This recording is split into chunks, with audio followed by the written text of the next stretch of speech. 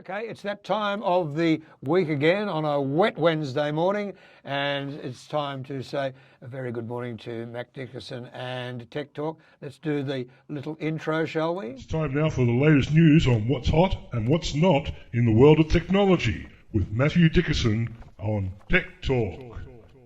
Here on TCFM 88.9. Morning, Matthew. Good morning, Richard. Good to be chatting to you again. Yes, indeed. Lovely wet day outside. It's going to look like it'll be wet for the rest of the day. I'd prefer not so much rain, but anyway, we can't really have much choice in that, can we? No, look, you've got a lovely story here about better sleep, less stress. Now, I mentioned Postman Pat at Wongarbin, and he's a Manchester United fan, so he's going to love this story. I hope you're listening, Tim. Hit us with it, Matthew. Well, Manchester United may be using this technology. They're actually using it in a trial period. I know they are, yes, as you say. Let's see how they go, if they start to perform better. But we see various massage devices for different parts of our body. We can put them on a chair, and we can massage our back, and we can have them on our leg and on our hand or arm, whatever it might be. This is designed to go over our eyes and massage our temples. And there's a couple of different parts that it does. The first thing it does is it monitors our heart rate. And what it does is it then starts to put a pulse through your eyes and temples that's just ever so slightly slower than your natural heart rate. And it's trying to actually trick your body into lowering the heart rate, making you feel more relaxed. Now, that doesn't sound very good for a Manchester United player that's about to run onto the field. I don't know. That might relax them, and but anyway, they might fall asleep out in the field. but the idea is that you can do two things. It can actually try and relax you. So if you're trying to get to sleep, trying to relax, had a stressful day, whatever it might be, you sit there and put this on, and it helps relax you. But they're actually trialling it with players where it can do that, and then over a 15-minute period, it relaxes you, puts you in a nice zen state. And then what it does is it ups the tempo and starts to get you awake, ready to go. So when you're about to run out onto the pitch and about to play a game of soccer, you've got all your senses vibrated out, ready to go, and you're ready to go and actually perform at your absolute best. So you've just been relaxed and nice and calm, and then the tempo changes and steps it up, and away you go. So this is something, I don't know there's a lot of scientific proof that this actually works, but it sounds like it might feel nice to have some massaging across the eyes and temple area. It looks like a face mask that's just a bit thicker than a face mask, but it's ready to go. all right, if it makes you sleep better, I want one. That's right. Are they available yet? They're available now. About $300 you'll pay for one. Where do you get them? Oh, just online. Yeah, there's no local retailer in Gumbo that's got them. But I might try one. yeah, give it a go, and then you give us a report. You do a review on it for us. I will. I'll do a little bit of a trial on it and see what happens. Trouble is, I find myself falling asleep at odd times, and lately it's about 7:45 at night. I put the book down. Next thing you know, it's 8:30, falling asleep, and then I'm up till about midnight because I can't sleep again because it's a really deep sleep. Yeah, right. Well, maybe you need this to trick your body into being more relaxed or more alert. As long as you don't go to sleep between 9 and 12 in the morning, that might be a problem. No, that'd be a huge problem. Silence is deadly. All right. Now, this one is interesting. I've been doing also little side facts about Queen Elizabeth and the funeral and all those sort of things. I did that one about the button just a moment ago. And yesterday, Princess Charlotte crying. I don't know whether she was crying about her great-grandmother or she was crying because she'd had enough, age 7 at a funeral, you know, think about it. But the flight carrying the coffin was the most tracked plane in history. So Unbelievable. Have you thrown this little factoid out there yet? No, I haven't. I want you to do it. And the call sign was Kitty Hawk, I believe. That's right. That's always the call sign. Whenever the Queen's on a plane, the call sign is always Kitty Hawk, apparently.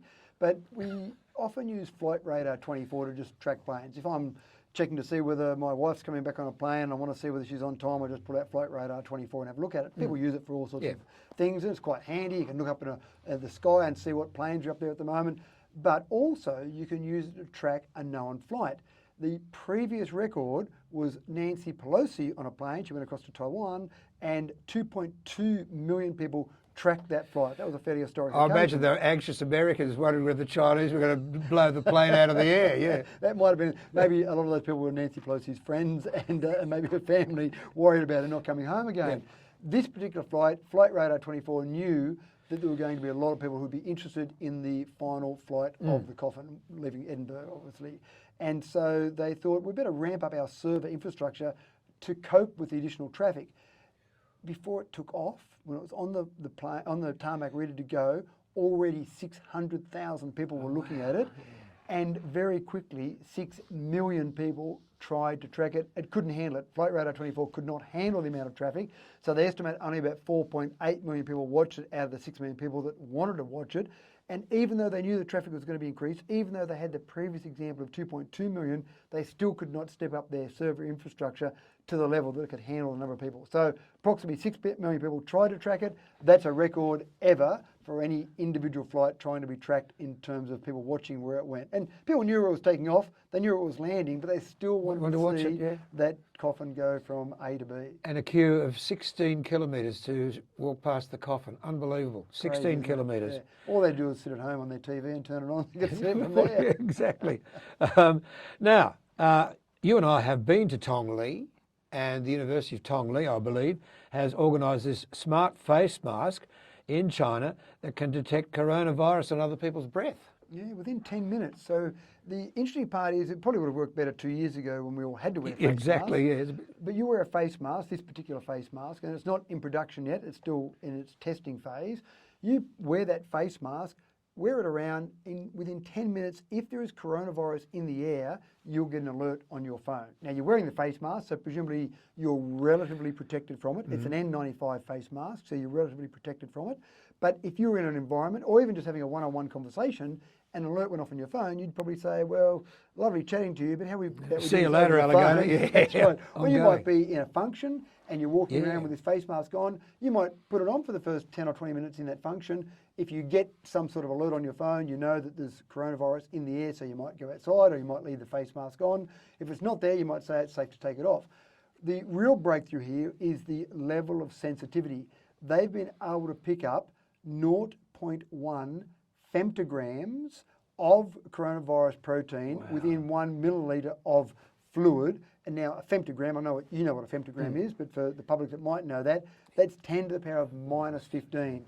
So basically it's 0.1501 grams of coronavirus, or the coronavirus protein, in a milliliter of fluid. So obviously tiny, minuscule amount of coronavirus in the air floating around, and that's been enough to pick it up from this face mask. The other applications of this, I can see other things, for example, in a gym where you've got lots of people breathing heavily, you might just have a sensor of this sensitivity stuck on a wall or on a few walls around the gym. And if there's some coronavirus in the air, that alert can go off and basically say to people, okay, move out of the gym, we'll clean it out, and then away we go and make it safer for everyone. Someone in this room has got coronavirus, so everyone go out, please, and we'll clean the place, and then we can let people back in again. Excellent. So that type of thing on an aircraft, for example, would be another place. So this sensitivity, so the face mask is one application of it, but I think the real breakthrough here is that level of sensitivity on something that's picking it up from the air. Yeah, fantastic. 25 to 10, finally, a tile that has QR labels on it for lost items. Now, there are people raising their hands saying thank you already, I'm sure. Well, don't get too excited because I'm not that excited about it. Why not? Tile came out with a Bluetooth tracker many years ago. And I bought a bunch of presents for my kids one year which involved a bunch of tiles so they could stick it on, they didn't have car keys at the time, they were too young, but stick it in their favourite teddy bear or stick it in their backpack, whatever, so they could track their devices. Now, tile has been quite successful, but then AirTags came along from Apple, and because it relies on you having, for example, Tile, having someone else with the Tile app on their phone nearby, then it wasn't fantastically successful because not everyone had the Tile app on. With AirTags, it just relies on someone with another iDevice, an iPad, an iPhone, so it's been more successful. So Tile is trying to work out some way to come back with some other product that competes against the AirTag. What they've come up with is this QR code. So it's a sticker. You order the QR tag stickers. It comes in a sheet of, say, 15 stickers on a sheet, and you stick that on things that are very small. It might be, for example, an AirPod case or an earbud case or earbud case, and you stick that on there. Or it might be your glasses, the case that you put your glasses in, or maybe a textbook, something very small. If it's lost then, and here's the problem that I have, if it's lost, it's relying on the honesty of other people who find it to scan that QR code and then say, oh, look at that, it's Richard Mutton, here's his phone number, I'll give him a call and let him know. Yeah, I can understand that side of things, but you put your car keys down in the house somewhere, and you're not quite sure where you put them. Yeah, so the car keys, you'd still use a normal Bluetooth tracker. Yeah, well, yes. Because then you can press the button on your phone and it'll start ringing to let you know about it. Yeah, that's what I do. That's right. So this on the QR code is really designed for things that you might lose somewhere else. It's a bit like you took a texter and wrote, "This belongs to Richard Mutton. Here's my phone number. Please ring me if you find it." But you're doing that in a more compact version with a QR code. I'm not sure it's going to take off that well. It's an interesting idea, but it is relying on, as I say, that honesty of people and people being bothered to scan the QR code. Oh yeah, Richards, do I care enough? Yeah, sure, I'll give him a call. Let him know I found his textbook or his whatever. Matthew, a bit cynical. There are people out there that do these sort of things, you know. There are people out there, but they're not many. People are too busy. They couldn't be bothered. I don't think that they're mean and nasty, but they're just busy with their general life and they haven't got time. They find something there, I wonder who's lost that. They don't go, oh, I'll just scan that QR code and then send off a message to the person that I found it. I just don't think people will do that.